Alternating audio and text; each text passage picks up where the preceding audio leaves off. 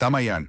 Ang paglalagay ng fine mesh net o kulambo sa paligid ng kulungan ay isa sa pinaka-epektibong paraan para mapanatiling malinis at malusog ang mga alagang baboy. Narito ang ilang mahahalagang paalala para mas maging epektibo ang inyong hakbang. Una, benepisyo ng paggamit ng net iwas langaw.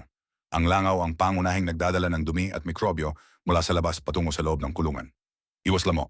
Nakakatulong din ito para hindi mapuyat o makagat ng lamok ang mga baboy na madalas sanhi ng pangangati o stress. Biosecurity. Nagsisilbi itong harang para hindi madaling makapasok ang ibang maliliit na hayop tulad ng ibon or daga na maaaring may dalang sakit gaya ng ASF, African Swine Fever. Ikalawa, tips sa paglalagay tamang sukat.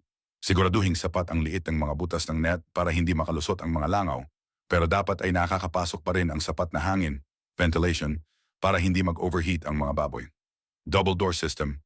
Kung maaari gumawa ng anteroom o dalawang layer ng pinto para kahit buksan ang main door, hindi agad makakapasok ang mga insekto.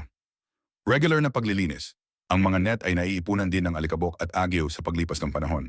Siguraduhing linisin ito paminsan-minsan para hindi maharangan ang daloy ng hangin. Tatlo, karagdagang gabay sa kalinisan. Bukod sa net, makakatulong din ang mga sumusunod para masiguradong walang bakterya. Foot bath, maglagay ng disinfectant sa tapat ng pinto ng kulungan para malinis ang sapatos o tsinelas bago pumasok. Tuyong sahig, hanggat maaari, panatilihing tuyo ang sahig ng kulungan dahil ang basang paligid ang paboritong pamugaran ng bakterya at langaw. Tamang pagtapon ng dumi. Siguraduhing malayo ang tapunan ng dumi sa mismong kulungan para hindi doon magumpisa ang pagdami ng langaw. Napakalaking tulong nito para makatipid sa gamot at masiguradong mabilis ang paglaki ng inyong mga alaga. May particular ka bang sakit na iniiwasan sa inyong lugar ngayon?